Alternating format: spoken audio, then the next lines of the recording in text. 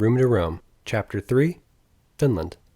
With a shrill ring, my phone alarm yelled at us, telling us it was 6 a.m. In a kind of drunken daze, I rolled over in the stiff bunk, digging my head in the pillow for my sleep, when a shot of panic ran through my heart and I mumbled from somewhere deep within, "Fuck." My entire body shot out of the bottom bunk, and as I stood swaying, I shook Reed and we both realized our plane would leave Iceland in an hour and a half. In a kind of zombie state, we mulled about our room, rubbing our bloodshot eyes and grabbing miscellaneous items we had strung out from the night before.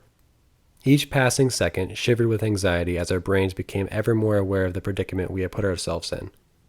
Within minutes, we had gathered our bags and left the hostel, hustling across damp grass and iced-over snow piles until we reached the bus depot. At 6:30, we missed the bus and sat slightly slumped in the waiting area until a new bus approached 10 minutes later. We lumbered onto the bus and were careening through the early morning darkness and in what felt like ages reached the airport. With eyes burning and stomach churning, we found ourselves at the back of a snaking line through security.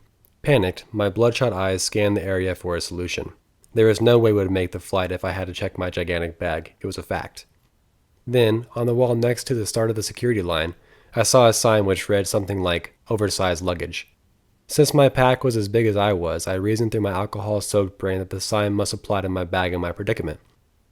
Thinking myself a kind of genius, I rushed over to the window and told a large, apathetic man behind the window what was happening, where I was going, and filled out a small tag, which I watched him lace through a strap of my pack.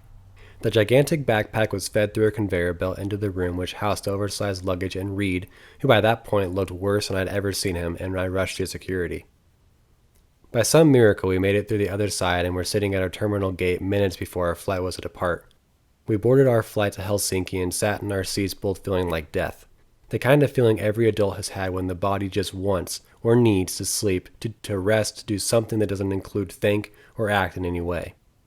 Before we even took off, Reed was sleeping next to me, mouth agape, while I watched out the window as we took off and left Iceland behind us.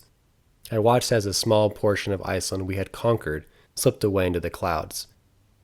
Before I had fed my large backpack through the conveyor belt, I had made a day pack, one which my mom, in her most pristine moment of over-preparedness, had made me take, filled with my camera, travel journal, extra pair of socks, undies, and shirt.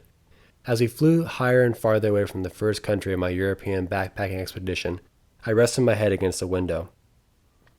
My alcohol-ridden brain began to drift in between past, present, and future in a dreamlike state of exhaustion. Ever since I set foot on that train in Pasco, my brain had been sharp and ready for whatever came its way. Now it was dull from lack of sleep, jet lag, travel, and an all-night bender of who knows how many pints. On one hand, I felt like an idiot, but on the other, I felt like I had already made the first 4 days of my 3-month journey worth it, every single minute. Everyone kept telling me to live this trip to its fullest. I was just living up to the advice countless people had given me, enjoy it, every second. The plane landed, jolting us out of our restful sleep, onto the baggage claim for the mundanity of waiting in lines and grabbing the bags that are always there amidst the others, except mine wasn't. Through the still hungover haze, I watched as people around me shuffled towards the conveyor belt to grab their bag that was always meant to be there. With every passing person, my giant bag wasn't showing up, and it wasn't until the conveyor belt made 2 complete passes when I and the other 2 women next to me hurried over to the help desk. The blonde young woman behind the counter smiled and put on her best face and went through the pleasantries of a job which many people dismiss. After a few words and a couple distressed looks at her computer, it was determined my bag was lost. Not lost in transit, or it must be here somewhere, don't worry. No, it was lost. Gone. Completely, you are screwed, fucking gone. In her most positive scripted tone, the attendant broke the news to me and my gut dropped. There is so much in that backpack, so many essentials, I couldn't continue the trip without. Through my red, itchy eyes, tears began to swell, only to be pushed back by my thoughts of Reed sitting off behind me somewhere. I couldn't let him see me cry out of exhaustion and distress. I gathered myself and filled out the contact sheet and was told the airline had 2 weeks to search for the missing luggage until it turned into an insurance issue. The woman asked me where I would be in 2 weeks, and all I could say was, I have no idea. The entirety of my plan was to not have an itinerary, and at that moment in the Helsinki airport, I began to regret every bit of my idiocy. Composing myself, I walked back over to my zombie-like companion, sitting, no slumped, on a bench near the baggage claim exit looking exhausted, on the verge of haggard. At his feet, it was a bag I had used as my carry-on. The small day hiking backpack looked insignificant, infinitesimally small. It was all I had for thousands of miles. All I could think of was the old George Strait song. Everything that I got is just what I got on. A sense of pride welled up within me. This first setback, a rather major one, had taken place and I rambled my way through it. As we walked out into that finished sunlight of morning, I felt like a kind of vagabond from a different time. Little luggage on my back and an open, directionless road stretching long ahead of me. After a short bus ride through the city, Reed and I made our way to our hostel, a large stadium originally built and used for the 1952 Helsinki Olympic Games.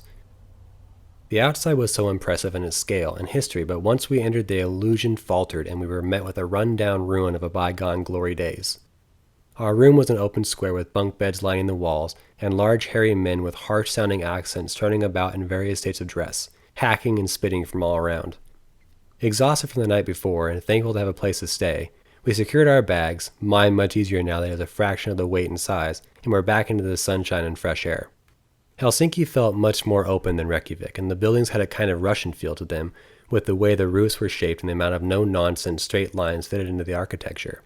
We wove in and out of residential streets, bought a few toiletries from a local market, and found ourselves standing at the docks looking out over a large sailing ship as the ocean stretched out in front of us. The night had ended fairly early back at the stadium hostel, with large men snoring in a kind of hellacious synchronicity, which kept me awake most of the night. Morning came with rain and breakfast planning in the hostel over black coffee. Neither of us cared much for the dormitory, but due to my bag being lost and my inflated sense of hope at it getting found and shipped to me quickly, we decided to stay another night. The rain soon turned into sunshine and we were out into the streets once again, first visiting a couple of churches, then down into a large outdoor market along the water, and finally on a boat crossing the bay and landing on Suomenlinna, an island fortress built to defend the city a few hundred years ago. With stone walls reaching toward all corners of the large island and with cannons dotting certain vantage points, the fortress still seemed like it could ward off a modern-day attack. The green grass was well maintained, and people sat on the naked rocks, watching as the waves rolled and many small boats passed, with glorious sails bouncing luscious sun rays off their gleaming skins. For a piece of land built to defend against an invasion, the atmosphere in the current day was relaxing and calm. Reed and I wandered all around, talking about how amazing it was to be in a country so far away. We talked about how close we were to Russia and brought up our drunken talk of flying to St. Petersburg, and how amazing it was that we could literally travel anywhere in the world at a moment's notice. As so many of our discussions reveal, the human experience is one of immense freedom, either the pursuit of it or the anxiety of realizing we have it only to then choose what to do with that knowledge. In our case on that island, it was one of living in the moment, where freedom was everywhere and we were to make the best of it. After a few hours, we ferried back to the docks of Helsinki and found a highbrow brewery. We paid the outrageous prices for the pints and talked with the bartender about topics we as craft beer bartenders would talk about in our outrageously pedantic way. Before long, I realized how similar we all were and how even a few thousand miles of distance and vastly different cultures couldn't keep us from being similar. On the way back to our hostel, we stopped at a cathedral made of rock, seemingly in the middle of the city. The atmosphere was dark, as the only lights were hundreds of candles lining the walls of the cavernous room. Dark stained pews and worshippers with heads hanging filled the center as we stood in the back of the church observing. Minutes seemed to extend past their normal parameters as the atmosphere overtook my senses and I became engrossed in the rite. I think of myself as quite non-religious, but in those moments it was pleasant to be amongst the initiated and feel the sanctity of the space surrounding us. I left that stone church feeling more at ease as we made our way back through the night. The morning came with ease as we were up early and rushing to meet our train. Our next stop was the small harbor town of Turku. Our train traveled through the changing landscape of autumn with its green and red leaves lining the shores of blue water stretching out only interrupted by rocky islands. Reed and I both put headphones in and turned out the world around us with a 3-hour ride. It felt nice to be alone on the rocking train. Blissful was the lack of noise. It was late morning when we departed the train and made the short trek to our new hostel, a large ship bearing the name SS Borea. A large ferry-style ship built in 1960, the Borea had been repurposed as a boat hostel, and as we scaled the gangplank, my boyish sense of adventure swelled to new heights. The interior of the ship was furnished with green carpet, dark-stained wood trim and paneling, and the doorways were the watertight steel ovals so commonly seen in old nautical movies. After a quick check-in, we wound through the ship and found our cabins. Unlike the stadium hostel in Helsinki, we each had our own personal cabin, quite small but private, and each had a small porthole overlooking the small city. With a renewed sense of vigor, we exited the ship and soon found Turku Castle, a medieval castle which is one of the oldest structures in the country. We walked through the courtyard and admired the white walls and medieval architecture of the castle before strolling over to the Turku Cathedral. After a quick glance inside, we bought some ice cream from a vendor and walked across an open square, getting many looks from passerby but not thinking much about it. The main shopping district was filled with trinkets and clothes way out of our price range, so we walked back to the square to find some food. A small blue building had pictures of every kind of hamburger combination imaginable, plastered to each side of its walls. Every establishment we had gone to before had been staffed with people who spoke excellent English, and we had not encountered much in the way of language barriers, except then. Once confident in our decisions, we stepped towards the sliding window and were greeted by an old hunchwoman who spoke absolutely no English. Through a series of poor hand signs and an exchange of money, we were assured through an overexcited series of head nods that our food was being prepared. As we stood waiting, a few rough-looking guys got closer to us, speaking to one another, then nodding in our direction. I didn't think we were being threatened, but it definitely felt like we were outsiders who didn't belong in the square. After some time, the little old lady threw open her window and presented the burgers and fries we believed we had ordered. Thanking her in the Finnish, "Kiitos," we strolled across the open square biting into our burgers. A few bites in, we were sure it wasn't any kind of beef we were eating, and later we were told it could have been reindeer, a common meat used in those kinds of settings. Regardless of the kind of meat, the burgers were gone before we left the square in search of something to wash them down. With darkness about to fall, we began climbing a hill toward an ominous-looking building surrounded by a tall barbed wire fence. The looming building gave off an insidious vibe as we walked the perimeter, guessing at all the secrets which could lie behind its walls. Once at the highest point, we looked down on the lights of Turku and how they contrasted with the blank darkness of the ocean, where we would not only lay our heads that night on our shore, but trek into the following morning. We arrived back to our boat hostel with a few cans of fruity local beer from a small market. Sitting in the dark at the wooden bar, empty of patrons and beaming with history, we talked about the next day's journey to Sweden and our love of boats and water. Reed told stories of his youth and pubescence in Florida and how he owned a small boat which he used to ferry friends of the Keys and swamplands of the state. I mixed in stories from my summer of working on a commercial fishing boat in southeast Alaska and told of the people I had met and the ways we had encountered. The cold beers went down smooth in that bar on our final night in Finland. Acting much more responsible than in Iceland, we finished our beers before 11 and retired back to our cabins. As I crawled onto that hard mattress, I looked up at the slanting roof illuminated from the glow of the city through the porthole and smiled at those little idiosyncrasies which makes every journey personal and unique. Although the boat was stationary, my tired mind reminisced about how the Alaskan boat rocked at night in the various spots we docked and anchored, and it soothed me in the way the water always has.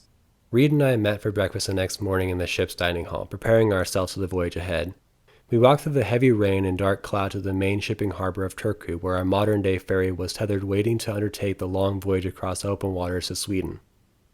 Everything went smoothly at the check-in, and we sat waiting amidst an eclectic group of travelers from a variety of different regions of the world, each with their own accents being emitted into the atmosphere into a cacophony of clashing accents, cries and screams from young children tired from the hour, and vivacious family members saying their goodbyes to the ones they loved.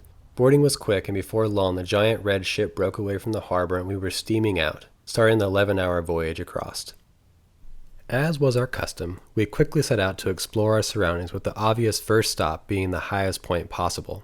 We wound through the throng of people, clustered into small groups, standing against windows, and walked out into the middle deck amidst a flurry of intense wind and spitting rain. Smiling, I hurried up a wet set of stairs and found a wide-open top deck with a howling wind and fog on all sides of us. Reed soon reached me, and we laughed and smiled at the storm we were going into. The only other person on the drenched deck was a young woman about our age, named Petra from the Czech Republic. We introduced ourselves and decided at best to head back into the warmth of the ferry for some coffee. Finding an open table, the three of us sat down with our drinks and began to talk.